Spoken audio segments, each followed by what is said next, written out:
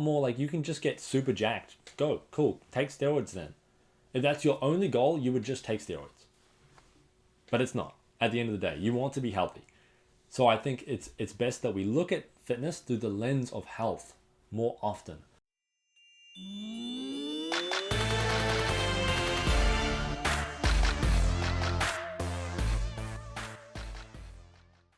Ill health, which had granted me quite a long spell of leave, has attacked me without warning again.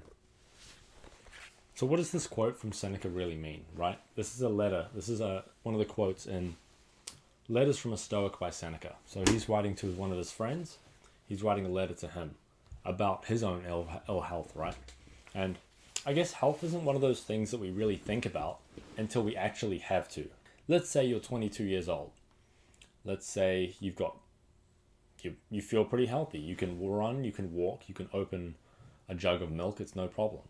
But when does health really become a problem? What I see as a health coach working in primary care is I see quite often that the only time people really care about their health is when they don't have it. But that is precisely the wrong time to care about it. Let's say you're 22 years old. When does your health slip away from you? Let's say you don't exercise in your 20s. Cool, you're probably fine at 30. Maybe you've gained a few pounds of fat, lost maybe a kilo of muscle, if that. Maybe you've kept most of it. Let's say you get into your 40s and now your doctor's telling you, hey, your cholesterol's a little bit high. Should you then start caring about health? Probably. That's usually, for a lot of people, that becomes the wake-up call, and then they start to care about their health. But what if, let's say, we've been cultivating a athletic body, we've been eating well, we've been meditating, we've been sleeping well for 20 years at this point compared to 1 year. What kind of impact is that going to have on your health? What actually is health at the end of the day, right? Is health simply the absence of disease? No. I think it's a little bit more complex than that. So there's a few different models that we can look at when we're thinking about what health actually is. One of my favorite models is the Maori Model of Health. So the Maori Model of Health, or Te Whare Tapawha, please excuse my pronunciation. I'm doing my best to learn more about Maori culture, but it's definitely something that I'm really passionate about, and I think the Maori Model of Health is pretty phenomenal. Similar to the idea of flourishing health introduced to me by my friend Shannon Beer. So the idea of the Maori Model of Health is it's a house, right?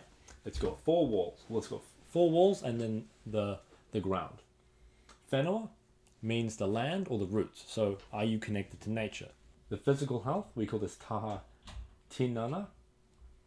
So this obviously relates to things like how much muscle do you have, how much body fat do you have. That's one element. But then also, how are your blood vessels doing? Do you have high cholesterol? Things like that, right? Then what about your family and social health? So how good are your social relationships? Do you have pure relationships with your friends? Do you feel love for your friends, or do you feel jealousy? When they succeed, do you feel angry at them and jealous, or do you feel amazed that they could achieve such a feat? Another one would be spiritual health. This is one that I think a lot of people don't have as much of a connection to. And I think it's pretty hard to get a connection to it nowadays with a decrease in things like religion. So I'm personally not religious, but I do meditate and I do take a spiritual pursuit seriously.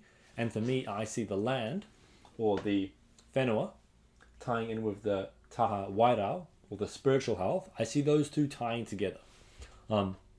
So for me, a lot of my spirituality is related to my pursuit of wanting to be in nature and admiring nature and admiring the beauty of that and the beauty of life.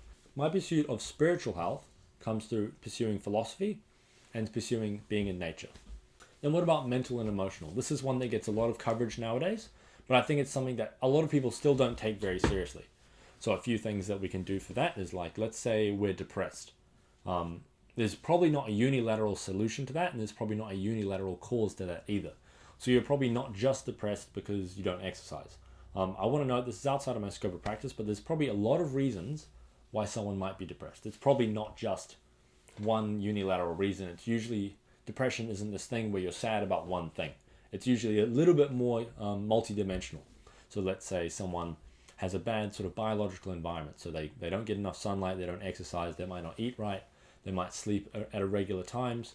But then let's say maybe there's trauma, maybe there's bad family history, maybe there's abusive relationships. all those kinds of things, or maybe there's just a lack of meaning in general. So I guess that's one part of mental and emotional health. But emotional health, I think, it's not just if we take emotional health as an example, we're not just thinking about, am I not depressed? Because it shouldn't just be that, right? That we can't just settle for that. What we really want is we want something where, cool, am I flourishing? Do I have a flourishing sense of health? So flourishing health, I think, is quite a beautiful idea as well. So I'm going to read out a definition of flourishing health. To flourish means to grow and prosper across different domains of life. Flourishing health extends far beyond the physical domain to include one's social, psychological, and physiological well-being. It is a comprehensive consideration of all factors that may influence one's experience of health and well-being. This perspective of healthy functioning includes meaningful connections with others, mental well-being, self-efficacy, autonomy, resilience, and a sense of meaning and coherence, amongst other things.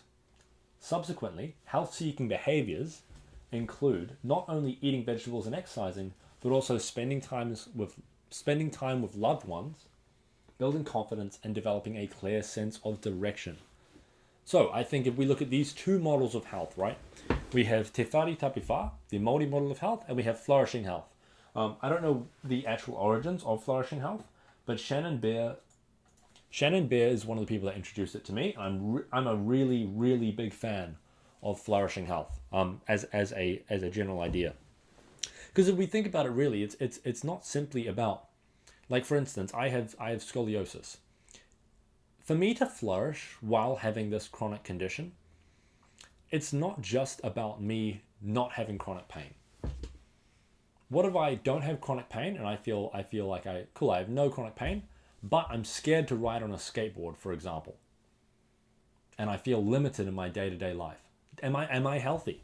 Maybe, but am I flourishing? Probably not. I guess one of my primary health goals, well, I have a few, right? My health goals are 1, low chronic pain. 2 would be to be able to pursue physical activity in a non-fearful manner, because that's something that I've struggled with. I've struggled with viewing my body as fragile, whereas in reality, most organisms are extremely adaptable. Therefore, if we impose a stimulus, we should be able to adapt. And most people can. In your pursuit of fitness, I think you should care about a lot more than just how jacked and how strong and all that. Like, all that stuff is great, but I think it leaves a lot to be desired. Because let's say you're pursuing fitness, but you feel like you have to get more jacked, and you feel like you're shackled to that idea of being more jacked because you're currently not jacked enough. And then the more jacked you get, the more that idea enhances. And we joke about this in fitness. We joke about body dysmorphia being a part of the process. And I simply don't think that's how it should be. And it's really, really, really hard to get away from that, right? Like, I had that for a long time. I've lifted weights for about 6 years now. And only in maybe the last year and a half, 2 years, have I really gotten away from that idea. Well, okay, the last 2 months, I really got back into lifting. I really got back into my bodybuilding, right? But it's with a different mindset this time. Because now I want to be healthy. And that's not just about being physically healthy. Just looking at health as physical health is it's a short-sighted way of looking at health. Health is much more holistic than that. Like, the word holistic sounds so like ooh-woo, and like meditation and stuff like that sounds so ooh-woo. But that kind of stuff, it's like you want to master the mind, you want to master your body, and then you want to make yourself the best version of yourself so you can make the world a better place. And then that's like the philosophy tying in. That's why I'm so dedicated to stoicism. Next time you're at the gym or you're setting some new fitness goals, maybe take into account how you feel as well. How do you feel along the process? Because that stuff actually matters. Yeah, it's a lot more like you can just get super jacked. Go, cool, take steroids then. If that's your only goal, you would just take steroids. But it's not. At the end of the day, you want to be healthy. So I think it's best that we look at fitness through the lens of health more often. Because at the moment, we're simply not. We look at fitness as this pursuit of just muscle mass, or just strength, or just being faster, or whatever unilateral kind of athletic adaptation that we want. Whereas reality, it can be a beautiful tool to enhance the meaning in your life. And we should try to find meaning in why we're lifting weights rather than just lifting weights because it's going to make me more jacked. Therefore, girls will like me, boys will think I'm cool. And, you know, like, it's much more well-rounded than that. Like, for me, lifting weights gives me confidence, it gives me happiness, it gives me meaning, it gives me something to push myself against. Like, I can set this goal of trying to, let's say, be 80 kilos relatively lean. And the mind, if I can approach the goal, I can approach both goals with the same, like, there's two different dimensions, right? In one dimension, I'm approaching this goal with absolute tenacity. And every time I fuck up or I don't reach it, I hate on myself. And there's no self-love. And in the other reality, I say to myself, cool, accept the fact that you're not perfect, accept that you're not a human. I mean, accept that you're a human, accept that you make mistakes. And that reality, the process becomes beautiful.